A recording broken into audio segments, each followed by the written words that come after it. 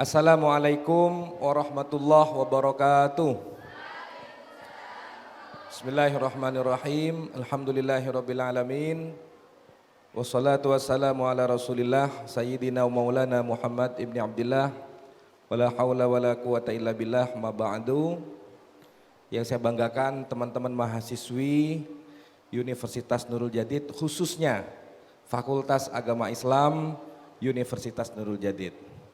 Alhamdulillah, kita bersyukur pada kesempatan ini, di siang hari ini kita bisa bertemu dalam kegiatan sosialisasi akademik. Judulnya adalah berprestasi dan lulus cepat. Saya ingin bertanya, apakah teman-teman yang ada di sini ini ingin lulus cepat? Siapa yang tidak ingin lulus cepat? Enggak ada ya. Karena semakin cepat Anda lulus, maka semakin cepat maka semakin sedikit Anda mengeluarkan biaya untuk UKT. Ya, oleh karena itu cepat atau lambat ditentukan oleh amal dan ibadah akademik Anda semua. Ditentukan oleh prestasi akademik Anda semua. Ya, itu perlu kita ingat. Jadi teman-teman semua, cepat atau lambat itu ditentukan oleh kegiatan, aktivitas, ya, pembelajaran yang kita ikuti selama perkuliahan di Fakultas Agama Islam. Nah, next slide, saya ingin jelaskan sejarah Fakultas Agama Islam. Fakultas Agama Islam itu pada tahun 1968, ini cikal bakal berdirinya IAI Nurul Jadid, Institut Agama Islam Nurul Jadid. Ada musyawarah besar PWNU Jatim di Lumajang yang salah satu keputusannya adalah menetapkan pendirian Akademi Dakwah dan Ilmu Pendidikan Nahdlatul Ulama, dan Pondok Pesantren Nurul Jadid ditunjuk pada musyawarah besar itu sebagai tempat penyelenggara pendidikan tinggi yang bernama Akademi Dakwah dan Ilmu Pendidikan NU. Nah, itu ya, itu tahun 1968. Pada tahun 1972, Adipno itu berubah bentuk, Akademi Dakwah dan Ilmu Pendidikan NU itu berubah menjadi Perguruan Tinggi Ilmu Dakwah Nurul Jadid, jadi PTID. Ya. Setelah itu di tahun 1988 PTID berubah menjadi IAI Nurul Jadid dengan 3 fakultas. Pertama adalah Fakultas Dakwah, kemudian yang kedua ada Fakultas Syariah, kemudian yang ketiga ada Fakultas Tarbiyah. Ya. Sampai tahun 2017. Di tahun 2017, 3 perguruan tinggi, ada IAI Nurul Jadid, ada ada STIKES, Sekolah Tinggi Ilmu Kesehatan Nurul Jadid, kemudian ada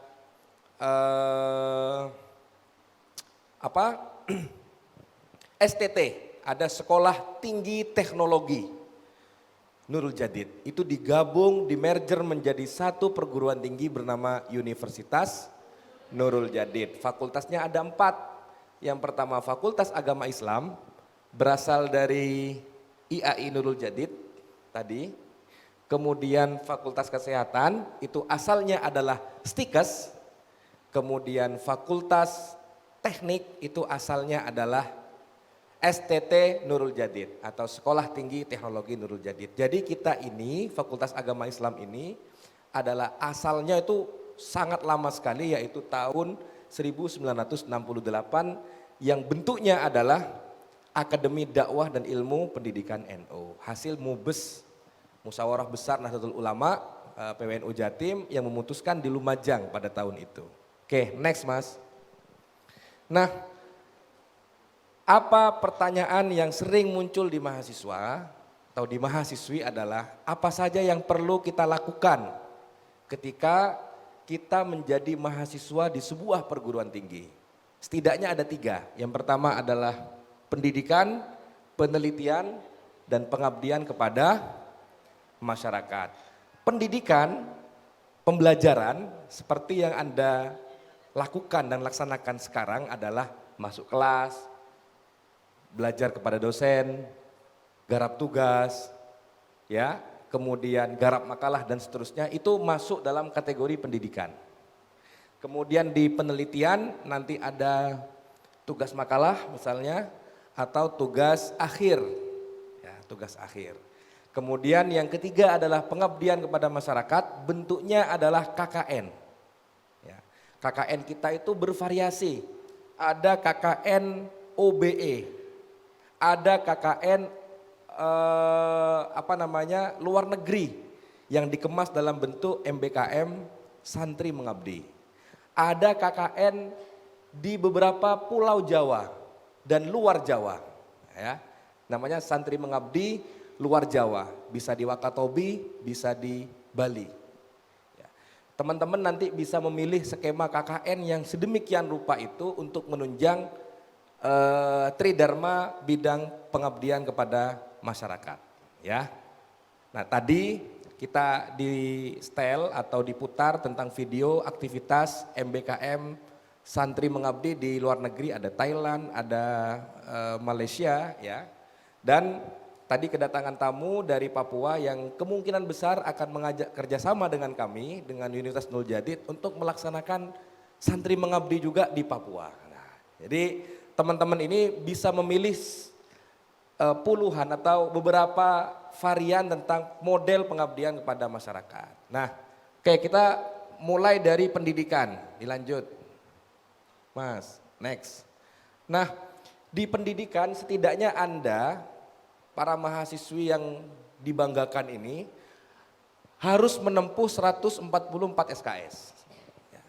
Apa saja Pak komposisi dari 144 SKS itu?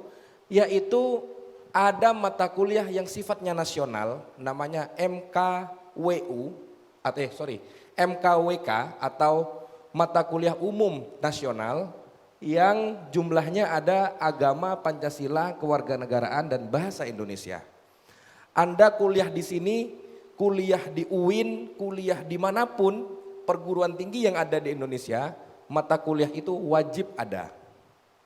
Di Fakultas Agama Islam, karena namanya saja agama Islam, Fakultas Agama Islam, yang notabene diisi input mahasiswanya adalah berasal dari sekolah-sekolah keagamaan, maka agama Islam diganti dengan pengantar studi Islam. Menggabungkan antara 3 mata kuliah. 1 mata kuliah akhlak tasawuf, mata kuliah agama Islam itu sendiri atau pengantar studi Islam.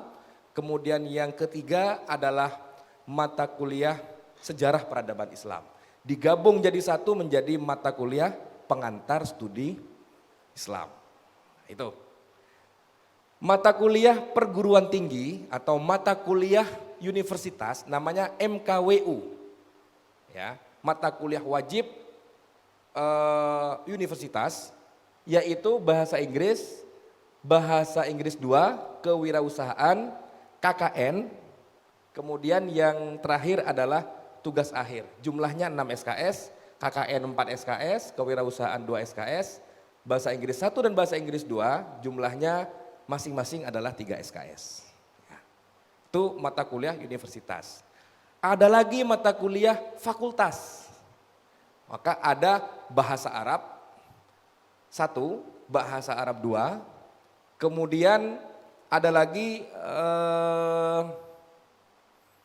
selain bahasa Arab, apa lagi ya? Saya sampai lupa.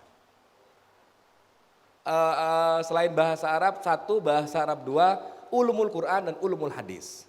Ya, oke, itu mata kuliah Fakultas Agama Islam. Ditambah lagi mata kuliah keprodian, ini yang SKS-nya gede. Kenapa? Karena berkaitan dengan spesifikasi keprodian, keahlian saudara-saudara semua. Anda prodi apa? PAI. PAI. Nah, nanti di mata kuliah keahlian itu diajarkan ilmu-ilmu, materi-materi yang berkaitan dengan pendidikan agama Islam. Sudah tahu kaprodinya? Siapa nama kaprodinya? Oh. Ya, Nanti perkenalan biar tahu ya. Oke. Nah, terakhir ada mata kuliah pendukung. Jadi kalau Anda memilih PAI misalnya ya, di PAI profilnya yang saya ingat ada 2 atau 3 mungkin nanti bisa dijelaskan sendiri oleh Bapak Kaprodi. Ada menjadi profil tenaga pendidik, kemudian ada edupreneurship. Nah, Anda misalnya milih profil pertama, maka mata kuliah yang dipasarkan yang harus Anda kuasai adalah berkaitan dengan pendidik, ya, tenaga pendidik. Misalnya menjadi edupreneurship, maka mata kuliah yang berkaitan dengan edupreneurship itu didominasi. Nah, gitu ya. Oke. Jadi inilah komposisi 144 SKS yang dipasarkan di Fakultas Agama Islam, meliputi mata kuliah nasional, mata kuliah universitas, mata kuliah fakultas, mata kuliah keahlian prodi. Kurang dari 144 SKS tidak lulus. Nah, gitu ya. Tidak diwisuda. Oke, next, Mas.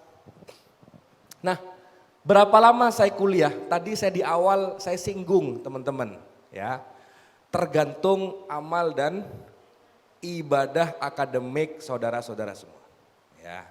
Kalau rajin, bukan pinter, bukan cerdas, tapi rajin, cepat, ya. Kalau rajin, cepat, progresif dia, maka dia cepat pula perkuliahannya. Meskipun dia pinter, cerdas, tapi tidak rajin, maka perkuliahannya akan terhambat. Nah, itu bisa dijelaskan di situ. Beban SKS sarjana sekurang-kurangnya 144 SKS yang dijadwalkan untuk 8 semester. Normalnya, ya, normalnya 8 semester. Oke, namun mahasiswa dapat menempuh paling cepat 3,5 tahun atau 3 tahun setengah atau semester 7, ya. Dan selambat-lambatnya 7 tahun atau 14 semester. Anda kalau sudah semester 14 berarti sudah naza, ya, sudah naza, sudah hampir. Gitu. Kalau lolos dia gak jadi naza. Kalau gak bisa menyelesaikan 144 SKS di semester 14, maka segera digali liang lahatnya, ya. Nah, jadi itu adik-adik sekalian, keterangan yang terakhir itu apabila mahasiswa program sarjana sampai semester 14 belum menyelesaikan beban studinya 144 SKS tadi itu, maka dia dinyatakan gagal menempuh program sarjana. Oke ya, paham ya? Nanti kalau ada pertanyaan silahkan ditanyakan di sesi terakhir. Oke, next Mas. Apakah perkuliahan saya dievaluasi? Ya, setidaknya ada 2. Evaluasi selama 1 semester. Pertama adalah evaluasi tengah semester yang dilaksanakan ketika perkuliahan berlangsung 8 tatap muka, ya, 8 kali tatap muka, kemudian di akhir semester ketika perkuliahan sudah berlangsung 16 kali tatap muka. Ya. Disinilah penentuannya apakah Anda lulus mata kuliah itu atau tidak. Gitu ya. Kelulusan banyak pertimbangannya dari aspek kehadiran, dari aspek aktivitas di kelas, dari aspek ujian tengah semester dan ujian akhir semester. Kalau Anda lulus 4 ujian ini, kehadiran, kemudian UTS, UAS, aktivitas di kelas, maka Anda dinyatakan lulus mata kuliah tersebut. Sehingga naik lagi ke mata kuliah berikutnya. Gitu ya. Oke, next. Bagaimana saya bisa kuliah dengan cepat? Tadi temanya adalah berprestasi dan lulus cepat. Nah, bagaimana caranya? Caranya adalah tadi saya katakan bahwa tergantung amal ibadah akademik Anda semua. Nah, amal ibadah itu bisa dilihat dari aktivitas perkuliahan sebelumnya yang diukur dari IPS. Namanya Indeks Prestasi Sementara. Kalau Anda di semester sebelumnya mendapatkan 1,5, IPS-nya 1,5, maka Anda berhak mendapatkan 12 SKS maksimal. Nggak boleh lebih, ya, nggak boleh lebih. Kalau 12 sampai 144 pun lama. Ketimbang dia ngambil mata kuliah 20 atau 24, cepat dia sampai ke 144. Kalau hanya ngambil 12, lama menyelesaikan 144 SKS, gitu ya. Nah, paling tinggi 24 SKS. Kalau IPS-nya Anda ini memperoleh 3,0 sekian, 1 sampai sekian. 3,9, 3,6, 3,5, 3,4, maka berhak mendapatkan 24 SKS maksimal. Oke ya, simulasinya seperti ini. Next Mas. Nah ini dia, simulasinya adalah semester 1 misalnya, di sini ada nggak yang semester 1 mendapatkan 20 SKS? Di semester 1 ada nggak 20 SKS? MPI ada, yang mana lagi? Di sini ada nggak yang 20 SKS? Yang 18 SKS? Coba sebentar, sampean dapat berapa SKS? Oh enggak tahu ya, masih baru. Oke, nanti bisa dilihat di AD Mahasiswa, mohon maaf, akun mahasiswa am.unuja.ac.id ya. Dilihat di situ mata kuliah saudari itu berapa SKS. Bisa dilihat ya. Oke, lanjut. 20, semester 2 20, semester 3 22, semester 4 22, sampai semester 6 22, normal ini 22, 20, 20, 22, 22, 22, semester 7 16. 6 skripsi dan proposal, 6 berarti 10-nya itu bisa ngambil mata kuliah yang lain. Ya. Mau mata kuliah A, B, C, kalau pendidikan misalnya mata kuliah filsafat pendidikan, kemudian mata kuliah manajemen pengelolaan kelas dan seterusnya, itu bisa ya, berbarengan dengan dia garap skripsi gitu. Sehingga di semester 7 dia sudah menuntaskan 144 SKS. Itu kalau skemanya 20, 20, 22, 22. Oh Pak, saya semester 1 kayak PAI itu 18. Nggih Pak Munib nggih. 18. Saya sudah contohkan dengan semua ragam di FAI ini. Jadi di FAI, di prodi PGMI itu 20. Di prodi PAI 18, enggak masalah. 18 di semester 3 22 sampai semester 7 dia mendapatkan 20. 6 tugas akhir. Berarti 14 sisanya bisa ngambil mata kuliah lain. Berbarengan dengan dia garap tugas akhir. Maka dia di semester 7 selesai perkuliahannya, alias dia mendapat SK yudisium dan berhak diwisuda di semester 7 atau semester ganjil. Gitu ya? Oke, jadi kesimpulannya adalah tergantung kepada kegiatan teman-teman, kerajinan teman-teman, kecepatan teman-teman dalam menempuh perkuliahan. Makanya jangan sampai tidak lulus satu mata kuliah. Kalau tidak lulus gimana Pak? Coba next. Nah, kalau tidak lulus Anda bisa memprogram semester antara. Ya, semester antara. Contoh, tuh apa Pak semester antara Pak? Program semester antara adalah kegiatan perkuliahan yang dilaksanakan di antara semester genap dan semester gasal atau ganjil. Contoh, semester 3, mohon maaf, semester 2 ke semester 3. Anda di semester 1 ada satu mata kuliah nggak lulus. Karena waktu itu sangat sibuk atau sedang ada kendala kesehatan. Sehingga satu mata kuliah ini tidak lulus. Maka semester 2 ke 3 Anda bisa melaksanakan kegiatan SA, semester antara, gitu ya, untuk memperbaiki nilai di semester 1. Atau itu kalau nggak lulus. Kalau lulus tapi jelek, Pak saya ditarget menjadi guru yang profesional, guru yang baik. tapi kok nilai ilmu pendidikan dasar saya kok C. Kan gak enak dilihat guru yang lain atau dilihat nanti kalau ngajar dilihat oleh siswa. Atau kalau daftar CPNS nilainya C. Diperbaiki bisa menggunakan skema semester antara. Gitu ya. Oke, jadi teman-teman tidak punya alasan untuk terlambat kuliah di Universitas Nurul Jadid. Karena itu tergantung kepada aktivitas, kerajinan, keaktifan teman-teman selama melakukan perkuliahan di UNUJA. Gitu ya. Oke, tapi SA itu ada syaratnya. Pak, saya nggak keluar semua semester 1. Boleh nggak SA semua? Nggak boleh. Kenapa? Karena beban mata kuliah yang ditempuh pada semester antara paling banyak 9 SKS saja. Nggak boleh menempuh mata kuliah semester antara 18 SKS, nggak boleh. Aturan nasional sesuai dengan Permendikbud nomor 3 tahun 2020. Gitu ya. Oke, next Mas.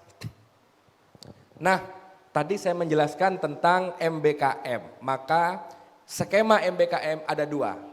Ada MBKM flagship yang disediakan oleh pemerintah. Ada MBKM mandiri yang disediakan oleh Universitas Nurul Jadid. Mandiri. Kalau flagship mendaftar di akun Kemdikbud, ya, di MBKM Kemdikbud, ikut ujian, mengisi portofolio, kemudian diterima atau tidak. Kalau diterima berangkat, ditempatkan di mana. Ada skemanya banyak. Ada skema santri mengajar, mohon maaf. Ada skema mahasiswa mengajar, ada kampus mengajar maksud saya. Ada lagi skema beraktivitas di industri atau apa begitu ya, saya lupa. Nah itu bisa diikuti, bisa daftar, teman-teman bisa melakukan perkuliahan praktek di industri, ya, atau mengajar di beberapa sekolah yang dibiayai langsung oleh Kemdikbud. Itu namanya kampus mengajar. Ada yang saya tampilkan di sini adalah program MBKM Mandiri yang disediakan langsung oleh Universitas Nurul Jadid. Tadi pilihannya banyak, mau di luar negeri atau di dalam negeri, mau di Bali, di Wakatobi, atau Malaysia atau Thailand. Ya, tergantung teman-teman mau ikut. Kalau ikut nanti diverifikasi, diuji. Kira-kira ini memiliki kepribadian yang baik atau tidak, memiliki kompetensi di bidangnya atau tidak, dan seterusnya dan seterusnya. Gitu ya. Oke, pilihannya banyak itu. Ada santri mengajar, ada santri mengabdi, ada pertukaran santri, ada santri patriot, ada santri trainer, dan ada santri peduli. Ya, banyak pilihannya, silakan Anda bisa mendaftar salah satu skema dari MBKM Mandiri ini. Oke, next Mas. Nah, yang perlu saya jelaskan lagi adalah tentang kewajiban ketika mendaftar tugas akhir atau skripsi, jurnal, dan buku. Di FAI memiliki 3 varian, yang pertama adalah jurnal, yang kedua ada buku, yang ketiga ada skripsi. Ya. Syaratnya adalah sertifikasi keagamaan yang wajib 2, furudul ainiyah dan baca Al-Quran. Furudul ainiyah dan baca Al-Quran. Sampean tahu doa kunut? Mana ya tadi? Ini. Doa kunut tahu? Nah, berarti sholat subuh. Kalau nggak tahu kunut, nggak sholat subuh. Ada yang alasan, saya selalu berjamaah Pak. Itu ngeles, alasan. Nggak mungkin seumur hidup dia berjamaah. Mesti ada 1-2 kali yang sholat sendirian. Ya, kalau nggak bisa kunut berarti dia nggak baca kunut atau nggak sholat subuh. Oleh karena itu, yang furudul ainiyah itu hanya pengetahuan dasar tentang kewajiban-kewajiban sholat 5 waktu, doa, niat berpuasa, kemudian niat mandi janabah misalnya ya. Atau kalau tes Al-Quran hanya membaca Al-Quran dengan baik. Ditanyain membaca Al-Quran dengan baik, praktek membaca Al-Quran dengan baik. Kalau nggak bisa baca Al-Quran berarti dia nggak pernah ngaji seumur hidup. Gimana menjadi mahasiswi di perguruan tinggi berbasis pesantren nggak bisa ngaji kan? Ini kewajiban kita semua. Nah oleh karena itu bisa dicicil dari sekarang. Mumpung semester 1 ini, ya bisa dicicil. Gak lulus semester 1, semester 2. Gak lulus semester 2, semester 3. Gak lulus semester 3, semester 4. Gak lulus semester 4, semester 5. Gak lulus semester 5, semester 6. Gak lulus semester 6, semester 7. Kalau gak lulus lagi, kebangetan dia. Kebangetan dia. Doa kunut aja gak lulus sampai 3 tahun. Ya, kebangetan. Apalagi ngajar. Nah, itu ya. Jadi itu diperhatikan. Baca Al-Quran, furudul ainiyah. Ya, Anda bisa ikut dari sekarang. Datang ke LSPK. Ya, ini akan diberlakukan di semester depan. Semuanya, bukan hanya Anda, kakak kelasnya, kemudian kakak kelasnya lagi, itu sudah berlaku. Anda mau ngeklik pemrograman skripsi, gak bisa. Diklik tuh gak bisa. Kalau furudul ainiyah dan baca Al-Qurannya tidak diisi atau tidak mendapatkan sertifikat atau tidak diverifikasi oleh LSPK. Ini fix akan diberlakukan. Gak ada ampun. 2 furudul ainiyah dan baca Al-Quran. Makanya sekarang yang memiliki kemampuan rendah di bidang baca Al-Quran belajar. Dari sekarang umur semester 1 ya belajar. Supaya nanti bisa lulus. Tesnya nggak sulit, nggak sampai ke mat iwat, mat tobi'i, mat jais mufasir, enggak. Yang penting bisa ngaji, ya bener secara makhraj. Wong bismillah dibaca bis, ya salah sudah. Ya, nggak perlu tanya ini mat tobi apa, nggak ada itu pertanyaan itu. Yang penting memberikan bunyi di suara itu sesuai dengan hak-hak hurufnya saja. Itu sudah lulus, gitu ya. Jadi intinya adalah teman-teman ini betul-betul dididik. Kita bertanggung jawab untuk memastikan bahwa Anda adalah lulusan kampus berbasis pondok pesantren. Yang tidak hanya mengajarkan mentransfer knowledge saja, tetapi juga mentransfer ilmu keagamaan, kepribadian, tanggung jawab, kepedulian dan seterusnya. Gitu ya. Oke, daftar dari sekarang saya saranin. Jangan masih lama, nanti aja kalau daftar ujian tugas akhir. Pas gak kerasa ujian tugas akhir besok sama sudah gak bisa. Sama dengan orang tobat waktu nazak itu gak bisa. Ya, mau tobat tapi sudah nyawanya di leher gak bisa. Gak diterima sudah tobatnya. Nah, oleh karena itu mumpung masih semester 1 silahkan datang ke LSPK. Pak, saya mau daftar ujian sertifikasi Al-Quran. Enggak dipungut biaya apapun. Ya, enggak dipungut biaya apapun. Silahkan daftar di situ. Gitu ya. Enggak lulus, bulan depannya lagi, daftar lagi. Enggak usah nunggu semester 2. Tadi saya menjelaskan contoh yang daftar semester 2. Enggak, bulan depannya bisa daftar lagi. Bulan depannya bisa daftar lagi. Sampai tobuk sampai kalau bahasa Maduranya itu ya. Mendaftar terus hingga lulus. Ya, oleh karena itu ini tolong diperhatikan. Oke, next Mas. Oh sebelumnya ya, di bawah itu apa tadi? Nah, kalau mau daftar tugas akhir telah menempuh 120 SKS minimal. Ya, minimal. Berarti sisa berapa SKS ke 144? Ya, 24 SKS. Kalau 24 bisa diprogram dalam waktu bersamaan dengan skripsi ya silahkan. Kalau nggak bisa lulus di semester 8-nya. Ya, oke. Tapi saya berharap semua yang ada di sini bisa lulus di semester 7. Sampean beasiswa apa biaya orang tua, Mbak? Biaya orang tua, nah yaitu semakin cepat kuliah maka semakin Anda meringankan beban orang tua. Itu ya. Oke. Berikutnya bebas tanggungan biaya akademik, bebas tanggungan perpustakaan, mendapat persetujuan Kaprodi. Jadi kalau Kaprodinya, Mbak sampean belum waktunya ujian tugas akhir, ikuti. Karena itu menjadi bagian dari SOP. Ya. Oke, next Mas. Nah, Anda di Universitas Nurul Jadid, khususnya di Fakultas Agama Islam, jangan merasa sendiri. Karena ada 2 orang, 2 dosen yang akan mendampingi jenjang akademik Anda. 1 adalah Kaprodi, 2 adalah dosen wali. Yang berkaitan dengan akademik, Pak, saya sebaiknya program 24 SKS, apa program 22 SKS ada dosen wali. Datang ke dosen walinya, diskusi dengan dosen wali. Pak, saya udah berkali-kali ujian Furudul Ainiyah, gak lulus-lulus Pak. Datang ke dosen wali. Ya, biar diajari oleh dosen walinya. Saya ujian Quran Pak, gak lulus Pak, udah 16 kali. Gak lulus, datang ke dosen walinya. Kalau udah berkali-kali dia gak fasih bilang shot, tetap shot, berarti dia kelainan. Oke lah ditoleransi. Yang punya kelainan ditoleransi. Ada ya, beberapa orang yang gak bisa bilang shot misalnya tetap bilang shh, gitu ya. Nah itu udahlah, ini kelainan ini. Yang penting bacaan-bacaan yang lain adalah benar, gitu ya.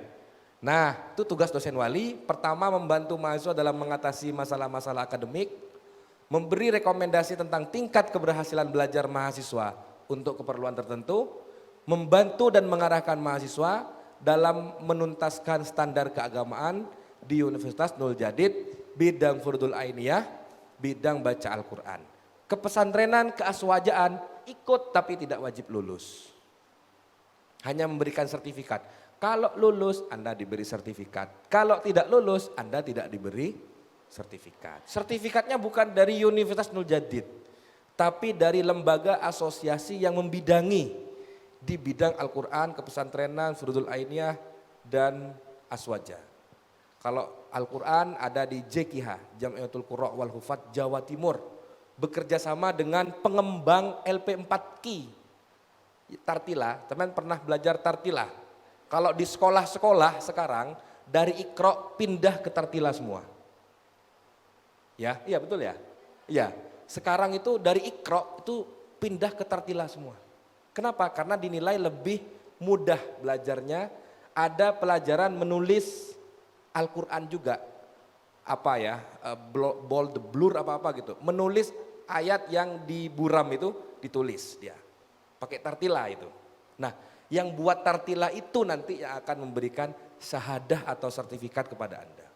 Nanti kalau lamar pekerjaan sama, Pak saya mau lamar pekerjaan, ya bisa ngaji enggak? Ini Pak sertifikat saya. Oh iya ya, lulus. Udah begitu aja, selesai. Ini karena yang memberikan sertifikat bukan dari Unuja, tetapi yang memberikan sertifikat dari pengembang metode Tartila, yaitu LP4Q. Ya, saya lupa kepanjangannya, cari dah di Google. Oke, ini mungkin yang bisa kami jelaskan terkait dengan administrasi akademik, harus ke kantor ngapain, ketemu BAK ngapain, ke Kaprodi ngapain, biar nanti dijelaskan oleh tim dari Fakultas Agama Islam. Di situ ada, saya perkenalkan ya, ada Bapak Dr. Haji Muhammad Munif, MPD, silakan berdiri Pak Munif. Itu Kaprodinya sampean tadi, ya. Nah itu Kaprodi PAI, ya oke. Ada Bapak Fathur Rosi MPD, silakan berdiri Pak Rosi. Itu Kaprodi PGMI. PGMI ada berapa di sini? PGMI Ngacung. Ada 4 orang itu, ya. Oh ada 5 orang, oke. Kalau PAI ada berapa orang? Wih banyak ya PAI, oke. Kemudian ada, oh Pak Sueb, Bapak Dr. Muhammad Saiful Sueb, ME, Magister Ekonomi. Silakan berdiri. Nah, ada yang prodi PS di sini? Perbankan Syariah? Oh, banyak ya. Oke. Beliau. Ada Pak Munir sebagai KTU, Kepala Tata Usaha. Silakan berdiri Pak Munir. Gelarnya DRS. Jadi kalau Pak Munif tadi DR kalah dengan Pak Munir. Ada S-nya. Cars. Mobil-mobil yang banyak, itu dokter-dokter yang banyak itu. Nah, DRS, gelar lama ya. Oke, ada Pak Ali bagian keuangan, silakan berdiri Pak Ali. Pak Ali, nah nanti yang berkaitan dengan keuangan, misalnya nanti jadi organisasi, jadi Himaprodi, pengurus BEM, berhubungan dengan Pak Ali nanti ya. Kemudian ada Pak Kholil. Itu bagian yang ngurus surat-surat. Pak saya mau ngurus surat, mau neliti di lokasi apa, di Python, di Keraksan, di lembaga industri apa, ke Pak Kholil nanti. Ya Pak Kholil. Kaprodi-kaprodi yang lain berhalangan, ada yang sedang kuliah S3, ada yang sedang terkendala kesehatan dan nanti menyusul ya, beberapa prodi yang lain juga menyusul. Terima kasih dari saya, sebentar lagi ini sifatnya mengalir, boleh pertanyaan dulu atau kita lanjut? Pertanyaan dulu deh, oke. Ya pertanyaan, boleh seluas-luasnya. Kalau ada pertanyaan yang sama, kita double aja. Kita ambil yang satu aja, tidak mungkin dijawab semua. Oke, ada pertanyaan tadi yang saya jelaskan? Jelas ya? Oh silakan Mbak, sebut nama, prodi, alamat. Perkenalkan, nama saya Himmatul Alia dari prodi PBA, alamat di Perawetan Banyuanyar. Sebelumnya mohon bertanya, tadi kan dijelaskan dalam syarat pemilihan program MBKM Santri. Di sana pilihannya ada santri mengajar, santri patriot, juga santri mengabdi. Maksudnya fungsi dari program tersebut bagaimana Pak? Monggo penjelasannya. Cukup. Assalamualaikum warahmatullahi wabarakatuh. Oke, terima kasih. Kita kasih aplaus dulu. Oke. Yang lain, silakan. Yang belakang. Atau saya jawab dulu? Jawab dulu ya. Nah, kembali ke MBKM tadi Mas, slide-nya. Slide MBKM. Oke. Nah, itu skema. Pilihan. Semua skema itu dalam ruang lingkup MBKM. Singkatannya MBKM itu ada yang tahu di sini? Ada yang tahu MBKM?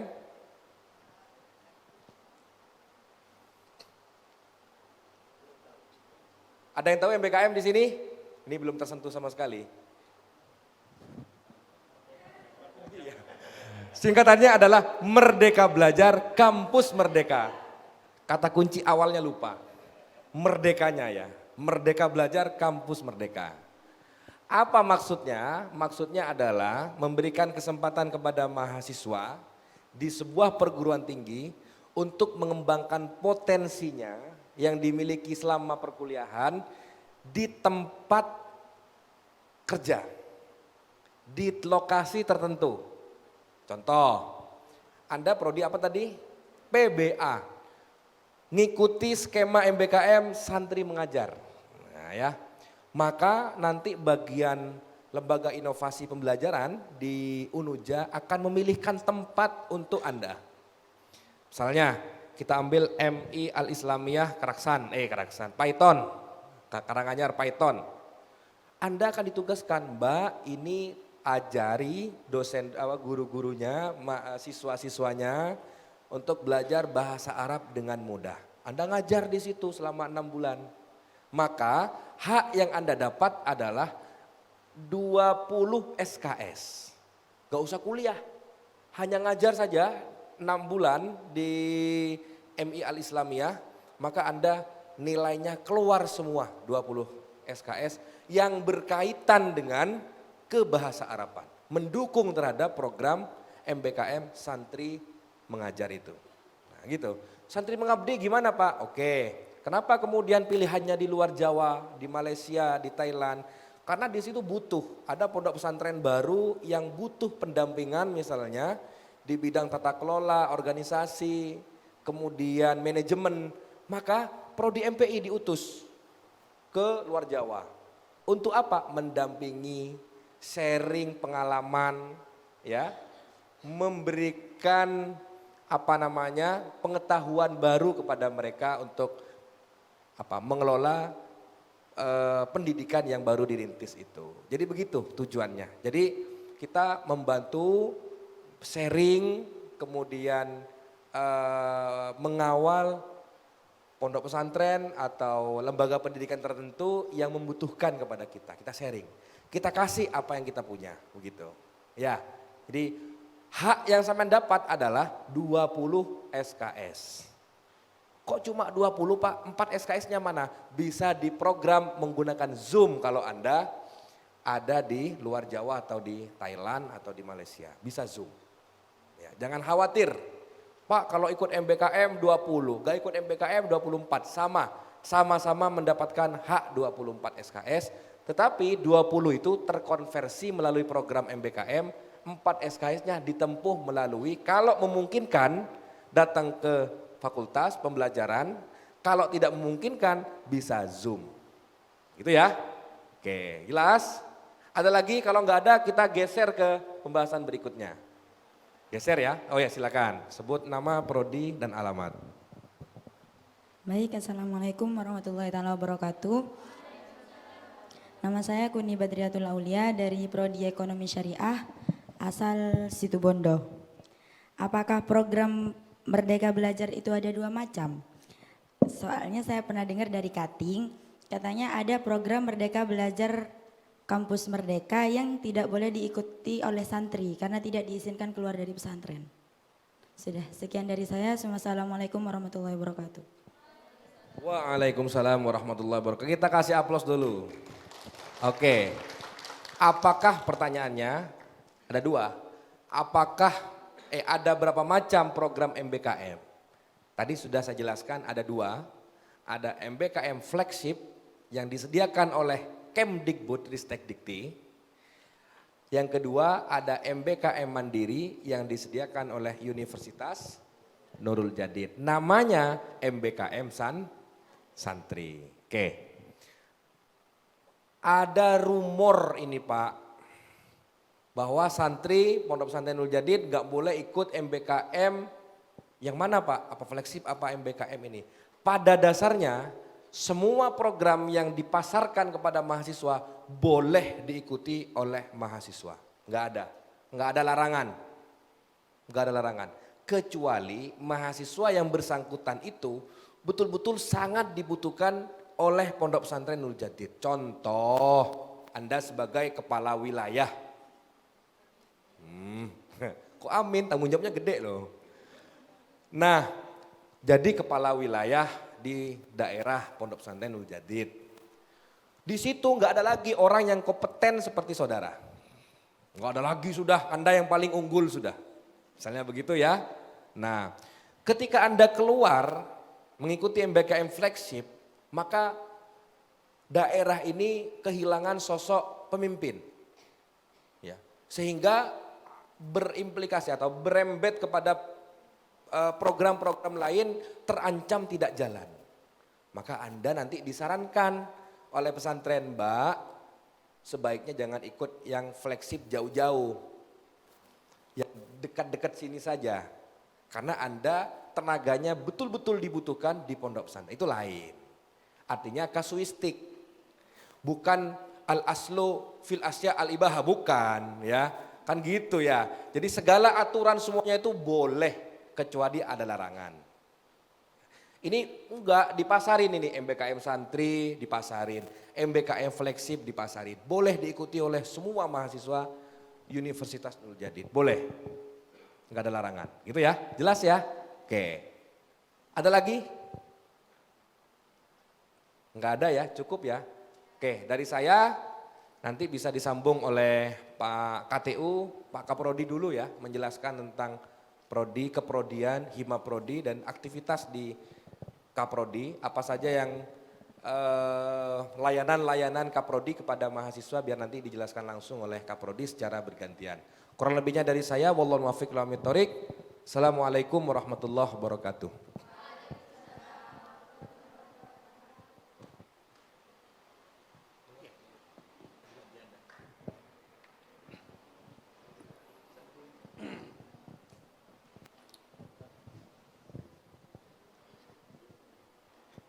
Assalamualaikum warahmatullahi wabarakatuh. Bismillah, alhamdulillah, assalatu wassalamu ala rasulillah, amma ba'd. Secara singkat, karena nanti bergiliran dengan kaprodi yang lain, singkat-singkat. Jadi untuk prodi PAI dan prodi yang lain, sebagaimana dijelaskan tadi oleh Pak Dekan, bahwa kita melayani kalian semua, Anda semua. Termasuk urusan-urusan kira-kira apa yang perlu kita program ke depan, tidak masalah. Perkuliahan itu Anda harus ikuti dengan serius. Insya Allah kalau diikuti dengan serius, cepat lulusnya. Kan begitu tadi ya? Bisa-bisa tidak sampai semester 8, semester 7 selesai. Saya ralat sampaikan tadi yang Pak Dekan tadi, jadi kalau PAI itu semester 1, 2, 3, 4, 5, 6 itu 20 SKS. 20, 20, 20, 20, kemudian yang semester 7 itu 18, semester 8 itu 6. Tetapi bisa jadi sekarang misalnya kakak kelas Anda yang sekarang semester 3 itu IPK-nya boleh ngambil sampai 24 SKS, maka dia memprogram 24, yang 20 SKS itu adalah makul di semester 3, kurang berapa? 4 ya? Yang 4 boleh ngambil kakak kelasnya di semester 5, itu sekarang dilakukan oleh yang sekarang semester 3, jadi insya Allah lebih cepat nanti itu, ya, tidak masalah ya. Jadi itu, kemudian pesan saya, kalau Anda kuliah ya oke, tetapi jangan lupa Anda harus ikut kegiatan di Himaprodi, Himpunan Mahasiswa Program Studi. Kenapa? Biar dapat ilmu tambahan, pengalaman tambahan di kampus. So itu jadi ya. Jadi Himaprodi itu menjadi the second university. Apa itu? Kampus kedua. Kampus yang pertama ya kita kuliah di kampus itu. Nah, kampus kedua kita bisa aktif di Himaprodi. Masing-masing prodi ada PAI, PPA, IAT, PS, ES, PGMI dan seterusnya. Harapan saya Anda nanti aktif di Himaprodi juga, selain kuliah, biar tambah banyak ilmunya. Karena bisa jadi nanti di Himaprodi itu Anda akan menerima hal-hal yang sifatnya pengalaman. Pengalaman itu penting, betul ya? Pernah dengar istilah experience is the best teacher? Apa itu? What is? Pengalaman adalah guru yang terbaik. Tidak mudah loh ngomong di depan umum, begitu ya. Itu bisa dilatih nanti di Himaprodi. Maka saya harapkan aktif di Himaprodi. Latihan menyampaikan gagasan, ide, menyampaikan gagasannya itu secara runtut, sistematis. Dia mengemukakan pendapat yang didukung dengan teori-teori. Nah itu perlu diasah. Salah satu wadah untuk mengasah itu adalah di Himaprodi masing-masing.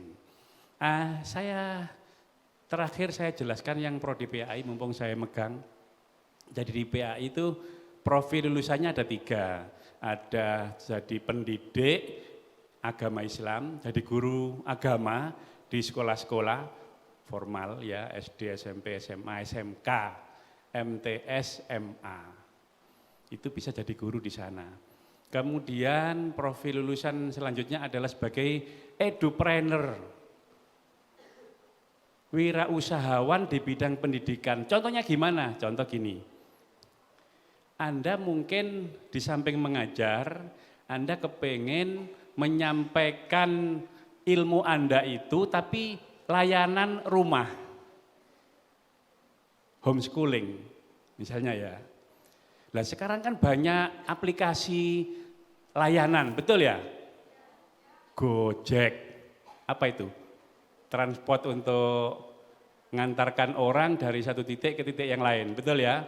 Gojek, Gokar, GoFood. Siapa tahu yang prodi PAI nanti bikin juga namanya Go Aida. Aida itu singkatan dari agama Islam dan Al-Quran, misalnya ini. Keren ya. Jadi nanti pemesannya tinggal buka aplikasi. Wah cocok ini anak saya dapat tambahan ilmu, agama, dan Al-Quran di rumah. Pesen. Bisa jadi nanti itu jadi lahan pekerjaan untuk yang prodi PAI selain mengajar di sekolah. Itu. Nah, yang ketiga profil lulusannya adalah sebagai peneliti. Mungkin ingin mendalami tentang penelitian bidang pendidikan bisa juga. Maka nanti mata kuliah sebanyak 144 SKS itu akan mengarah, akan membekali pada 3 profil ini. Pendidik, edupreneur, sama researcher atau peneliti bidang pendidikan. Saya kira itu saja. Saya persilakan ke prodi berikutnya untuk nyambung apa yang kurang lengkap dari apa yang saya sampaikan. Kurang lebihnya mohon maaf. Wallahul muwaffiq ila aqwamit thoriq. Assalamualaikum warahmatullahi wabarakatuh.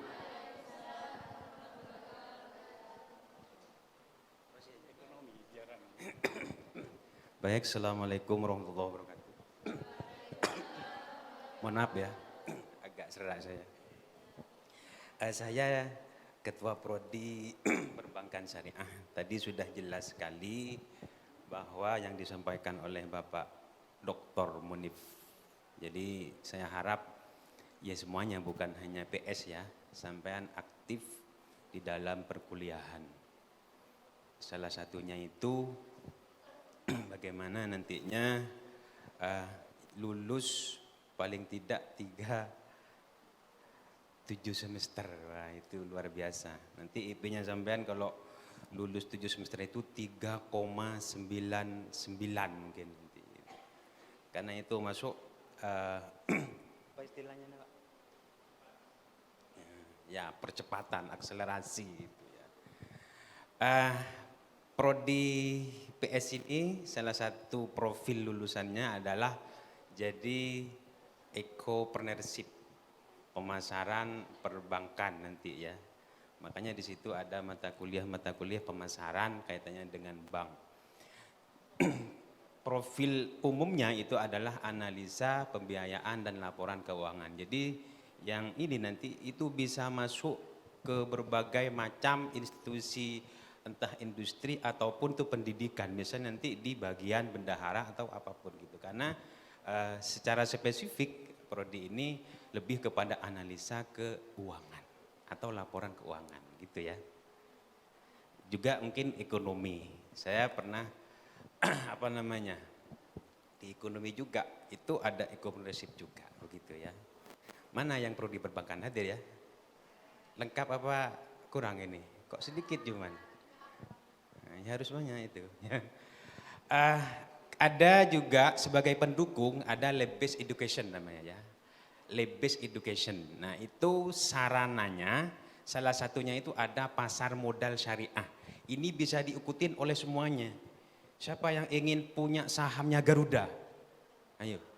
Bukannya PS loh ya, semuanya bisa itu. Sudah ada GIS di sana. Salah satunya itu program dari LBE, Lab Based Education. Ya. Ada namanya GIS, Galeri Investasi Syariah. Ini bisa berlaku semuanya, bukan hanya PSES tapi semuanya bisa. Ya. Ada sudah kantornya, Galeri Investasi Syariah. Sampean bisa beli di situ untuk saham-saham itu, belajar saham. Ada analisis fundamental, ada analisis teknikal.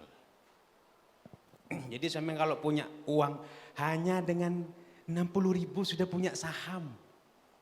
Saham itu akan mengalir terus ya, meskipun sampai nanti dibiarkan itu mengalir uangnya. Karena apa? Karena bisnis gitu. Nah, gitu ya. Kayak saya itu punya namanya Pintraku sudah masuk di situ, punya sahamnya Antam. Ya tiap bulan meskipun sedikit lah adalah begitu.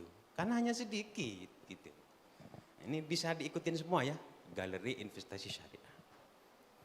Jadi itu yang salah satu tambahan dari Pak Munif itu.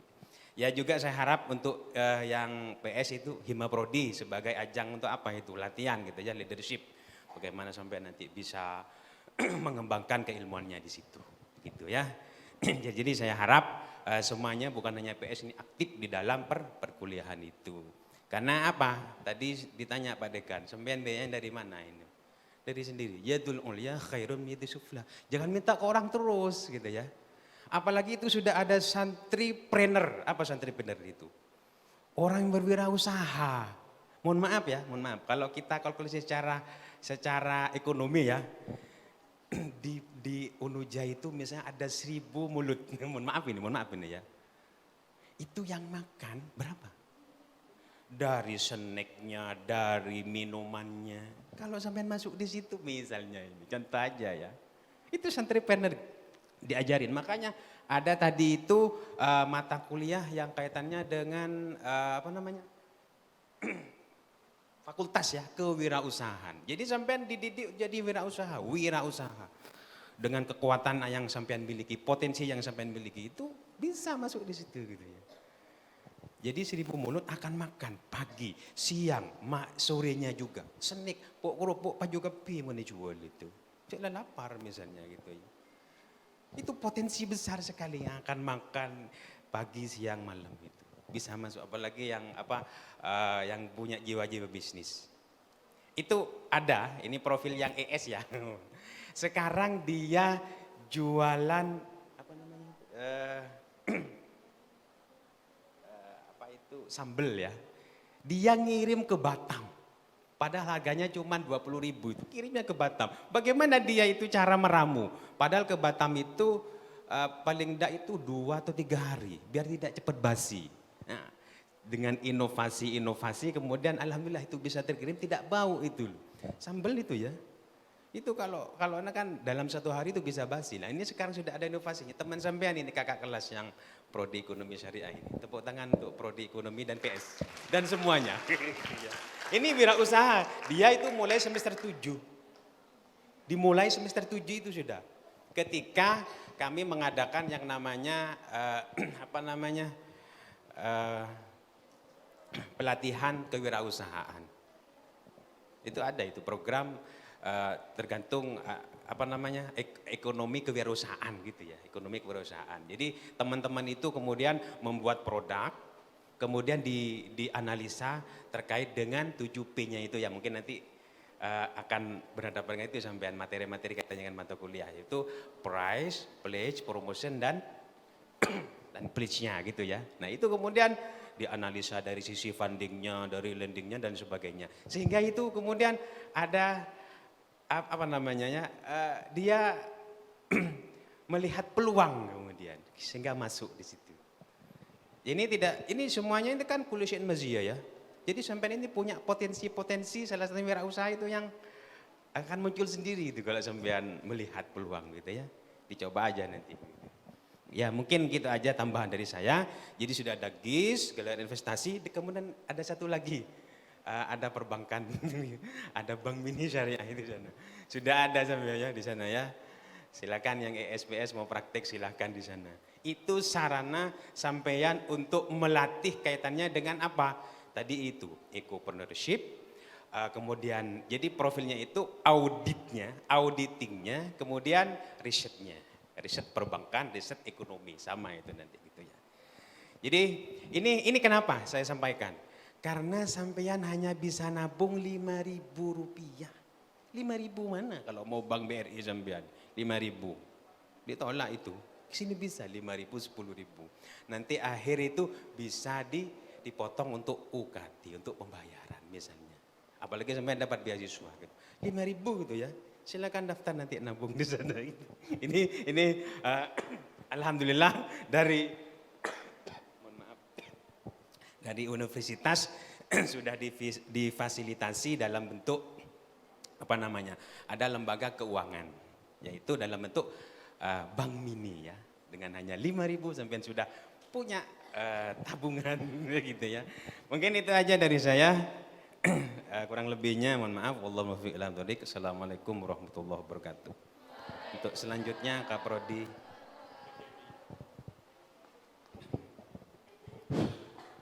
Assalamualaikum warahmatullahi wabarakatuh. Kenalkan, sudah kenal ya barusan. Saya Kaprodi PGMI, Kaprodi yang mahasiswanya paling banyak. Ada sekitar berapa? 20 orang ya. Paling banyak di antara beberapa prodi lainnya. Paling sedikit putranya ada 4, sisanya putri. Yang hadir berapa barusan ini putri ya? Jadi sama dengan apa yang disampaikan oleh Bapak Munif dan Bapak Suib terkait keprodian akademik yang akan kalian alami nanti. Bila ada sesuatu yang bermasalah dalam kuliah kalian bisa langsung konsultasi kepada Kaprodi. Saya menyampaikan sedikit profil lulusan PGMI adalah tentunya saya yakin mahasiswa PGMI tahu profil utamanya. Di antaranya adalah mencetak guru kelas atau guru mapel. Beda dengan yang PAI. Kalau PAI itu kan pendidik Pak ya. Cakupannya universal. Jadi lulusan PAI ini lebih universal atau lebih umum, bisa masuk nanti semisal kalian jadi guru, bisa masuk di MI, MTS, SMA atau MA. Tapi kalau PGMI karena lulusannya adalah guru mapel, apa mapel itu? Mata pelajaran atau guru kelas yang hanya mengurus kelas itu, satu kelas itu. Berarti harus bisa menguasai beberapa mapel itu. Selanjutnya profil tambahannya adalah sebagai konsultan. Jadi bisa saja menyambung dengan yang dicanangkan oleh Pak Munif. Kita selaku guru PGMI nanti, semisal kita menjadi seorang guru, kita bisa menjadi konsultan bagi orang tua yang memiliki anak yang membutuhkan pembinaan atau bimbingan dari kita. Bisa door to door ke rumah atau bisa datang ke kita selaku konsultan dalam pendidikan. Selebihnya peneliti sama dengan yang lain sama. Mungkin hanya ini di keprodian. Selanjutnya adalah organisasi kemahasiswaan. Kita tahu apa kira-kira itu organisasi kemahasiswaan. Yang pernah aktif di SMA kan ada ya yang aktif organisasi? Banyak. Nah, kalau yang sudah pernah aktif di organisasi ketika SMA atau MA, tinggal melanjutkan saja di kampus ini. Apa itu organisasi kemahasiswaan? Ada yang tahu? Wadah yang disediakan atau wadah untuk berproses kalian ini yang dari tidak tahu menjadi tahu. Di sini biasanya cutting atau kakak kelas akan menyaring, mengadakan rekrutmen kepada mahasiswa baru untuk mengikuti yang namanya organisasi. Biasanya kalau semester 1, 2 masih lingkup hima prodi. Semua, bukan hanya PGMI, semua akan disaring. Setelah itu 4, 5 biasanya sudah ada yang masuk mulai proses kepada tingkat fakultas, yaitu BEM fakultas. Atau bahkan ada yang masuk kepada BEM-U atau tingkat universitas. Nah, ini prosesnya lama. Nah, tujuannya apa? Tujuannya adalah ada dulu Pak ya.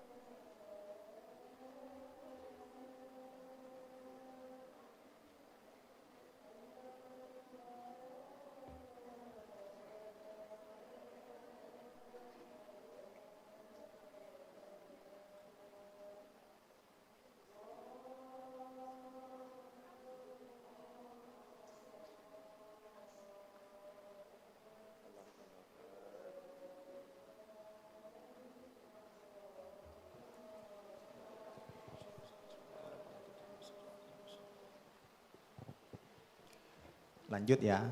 Tujuannya adalah menggali atau mengasah keterampilan yang dimiliki oleh kalian. Saya masih ingat ketika saya jadi mahasiswa dan saya pernah ikut masuk di organisasi juga. Biasanya doktrin dari cutting ini kuliah itu tidak sama dengan ikut di organisasi. Artinya hasil yang diperoleh di perkuliahan itu katanya kakak cutting ini 70% atau 60% bisa kita memperoleh di organisasi, sisanya di perkuliahan. Bukan berarti saya ini menyuruh kalian tidak kuliah ya. Artinya proses penggalian jati diri keterampilan kita selaku mahasiswa ini juga banyak diperoleh di organisasi. Begitu, bisa dipahami. Nah, kalau kalian paham berarti ya harus ikut organisasi sesuai tingkatannya. Kalau kalian mungkin hanya bisa lingkup Hima Prodi dulu, setelah itu setelah 4 ke atas ini bisa lepas dari Hima Prodi masuk ke BMF, setelah itu masuk ke BMU atau BEM Universitas. Kita lihat perempuan-perempuan yang aktif atau yang ada di depan yang menjadi narasumber dan sebagainya, mereka berawal dari organisasi. Banyak yang berawal dari organisasi karena di organisasi tempat itu disediakan untuk mengasah mental kita. Bukan hanya ilmu saja yang diperoleh, tapi mental kita juga diasah dengan adanya organisasi itu. Sehingga dengan adanya yang namanya organisasi, kita bisa berani tampil di mana saja katanya Pak Munir tadi. Tampil di depan, kan banyak ya wanita-wanita karir dan semacamnya itu berawal dari organisasi. Bukan hanya berawal dari mereka duduk kuliah manis setelah itu pulang, atau bisa dikatakan katanya mahasiswa cap kupu-kupu, kuliah pulang itu saja. Nah, agar kalian tidak berlabel mahasiswa kupu-kupu, maka monggo kalian nanti ikut rekrutmen Hima Prodi yang akan dilaksanakan oleh kakak sekalian.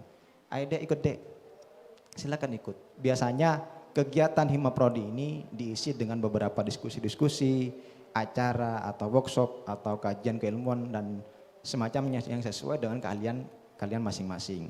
Biasanya akan dilaksanakan pada hari kemahasiswaan, yaitu pada hari Kamis di luar hari perkuliahan. Hari Kamis. Kalau dari hari Sabtu sampai Rabu adalah hari perkuliahan, tidak boleh mengadakan yang namanya kegiatan organisasi. Hari Kamisnya itu semua hari Kamis dipasrahkan kepada mahasiswa yang aktif dalam organisasi. Semua organisasi baik Hima Prodi, BMF dan BMU itu mengadakan kegiatan pada hari itu. Mungkin ini aja yang saya sampaikan. Kalau ada pertanyaan, monggo dipertanyakan. Kita akhiri, kurang lebihnya mohon maaf. Assalamualaikum warahmatullahi wabarakatuh. Gak ada ya? Gak ada. Pak Munir. Terkait dengan administrasi di fakultas ya.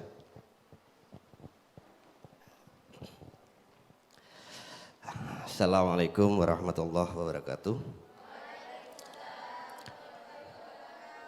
Sudah mulai ngantuk ini. Saya juga ngantuk. Bismillahirrahmanirrahim. Adik-adik sekalian, mahasiswi Fakultas Agama Islam Nurul Jadid, kami di bagian ketatausahaan. Biasanya mahasiswa itu di bagian ketatausahaan itu sering chat, biasanya begitu, baik itu di grup Telegram atau di grup WA atau malah Japri ya. Jadi menggunakan jalur pribadi gitu. Kami sangat kurang mengharap ya kalau Japri itu ya. Karena kita buatkan grup mahasiswa baru, berharap nanti itu saling menjawab. Jadi yang tahu itu membantu menjawab itu. Kalau Japri nanti apalagi masih ke WA ya, WA itu alhamdulillah saya dari pagi sampai jam 8 malam jarang buka. Jadi biasanya kalau WA Japri jawabnya besok pagi. Setelah tidak butuh. Itu kalau WA. Karena kenapa kok begitu?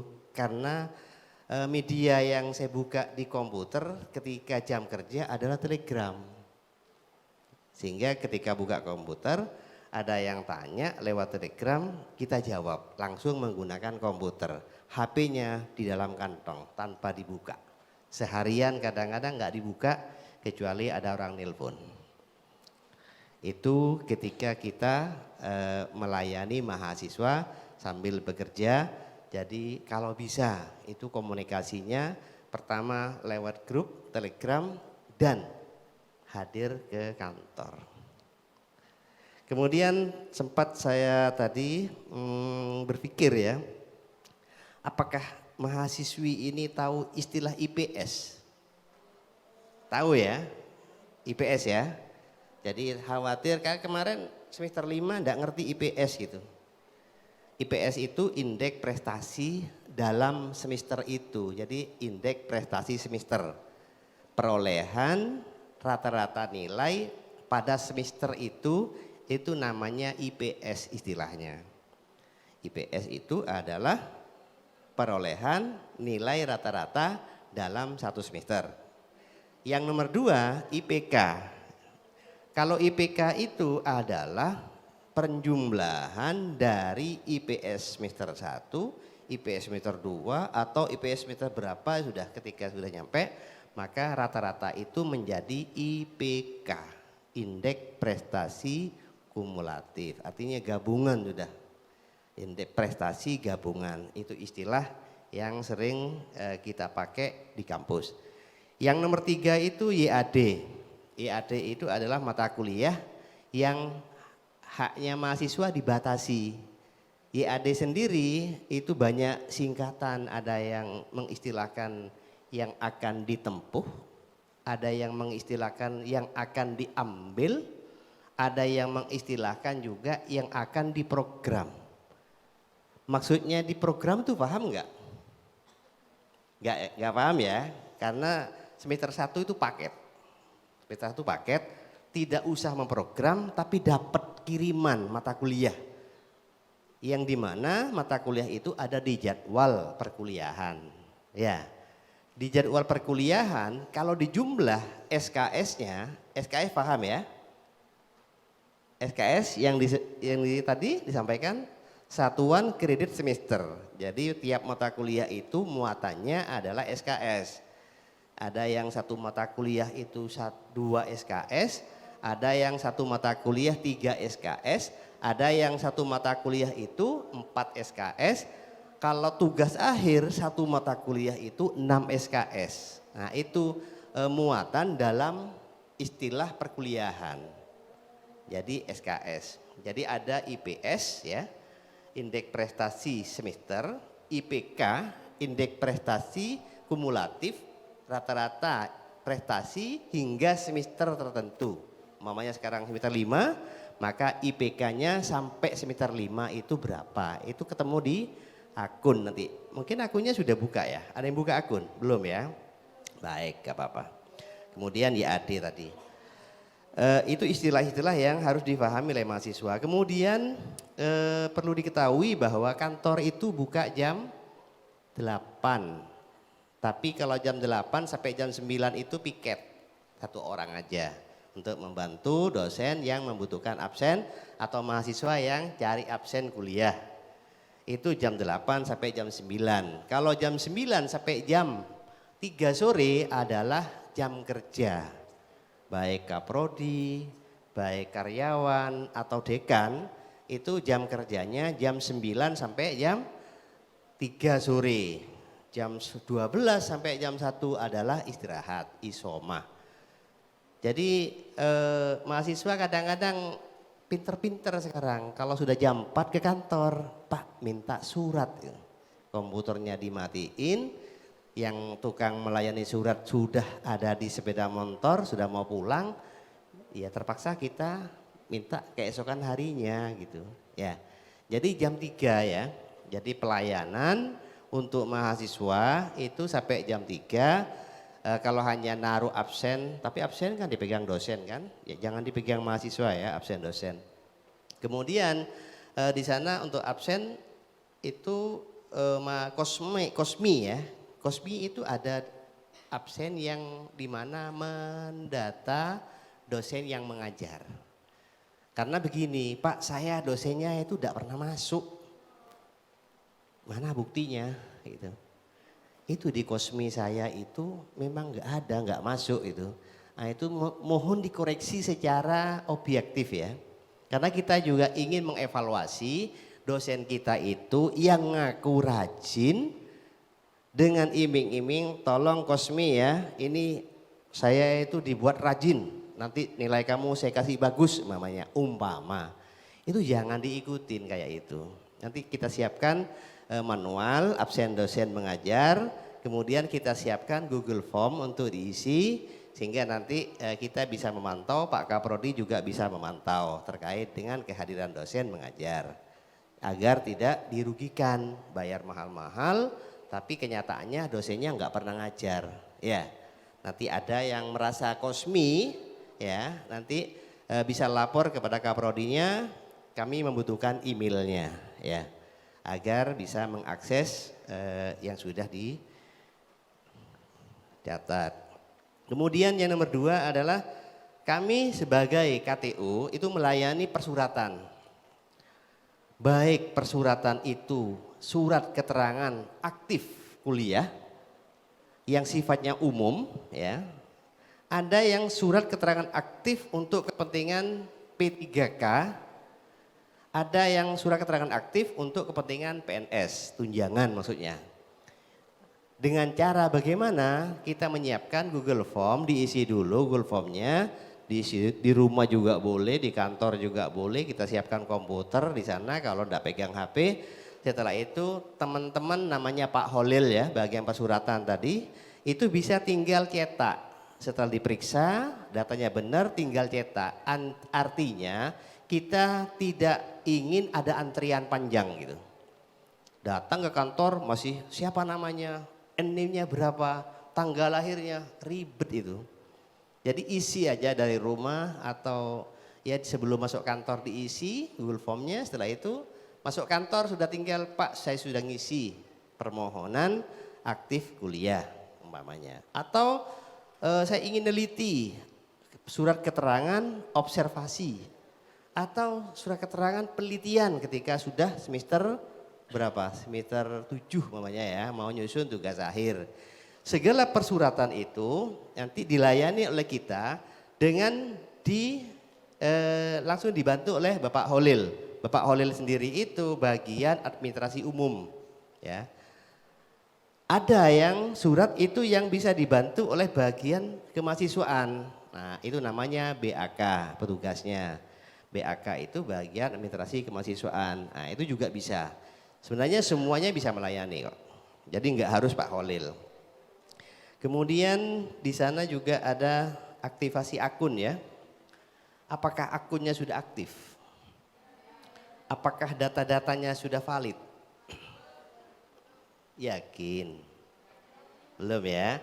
Karena saya lihat ijazah yang diupload ketika daftar di PMB kemarin itu banyak yang menggunakan SKL. Ya, kecuali yang ijazah manje. Yang di manje ini ijazahnya keluar. Ya, mahasiswa yang telah aktivasi akun dan bisa buka akun dan sebentar lagi bisa buka e-learning ya. Sebentar lagi ya, masih belum tapi. Sebentar lagi akan bisa buka e-learning, maka mahasiswa itu wajib akunnya itu divalidasi oleh bagian kemahasiswaan. Artinya akunnya kalau sudah valid, maka sampai semester 8 tidak ada pemblokiran. Namun sebaliknya, jika ternyata NIK-nya salah, namanya itu kurang titik, spasinya itu tidak sesuai, tanggal lahirnya juga salah, ibu kandungnya itu mencaplok ibu kandung tetangga karena sama katanya ya, dan lain-lain sudah, maka kita akan memblokir akun itu hingga aktivasi kembali. Sampai ketiga kalinya aktivasi akun masih salah. Datanya masih yang diupload yang salah terus, maka kita blokir sumber akunnya. Kalau sudah sumber akunnya kita blokir, mahasiswa wajib ke kantor. Diselesaikan dengan berhadap-hadapan dengan para BAK itu bagian kemahasiswaan. Karena kita blokir aktivasi dengan data salah lagi, diblokir lagi, yang salah lagi diupload. Padahal sudah dikasih penjelasan. Tolong ya ijazahnya yang jelas, tolong kakaknya itu yang jelas, fotonya yang kelihatan, data-datanya kita mau baca.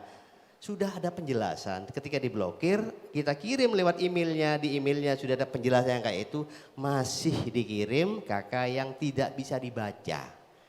Sehingga nanti yang dikhawatirkan ketika kita sudah mengirim data ke Jakarta, yang dikirim adalah data yang tidak valid. Alhasil mahasiswa akan mendapatkan permasalahan di kemudian hari, terutama di semester kelulusan nanti. Dan itu biasanya setengah tahun ya perbaikannya ya, jika kesalahan. Jadi kita tidak ingin ada kesalahan di tingkat data.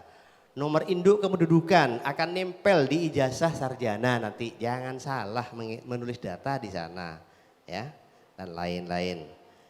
Kemudian, jadi yang paling inti dalam validasi itu adalah nama sesuai dengan ijazah hasil TA, tanggal lahir sesuai dengan ijazah hasil TA, nomor induk kependudukan sama dengan di KTP, nama ibu kandung sama dengan kakak, dan alamat rumah sama dengan di kakak. Oh, ya, jadi itu yang perlu saya sampaikan. Jadi jangan sampai validasi itu diblokir hanya gara-gara datanya itu kurang pas. Jika ada masalah silakan ke kantor aja. Gitu ya. Jadi itu yang bisa saya sampaikan. Mohon maaf atas segala kekurangan. Assalamualaikum warahmatullahi wabarakatuh.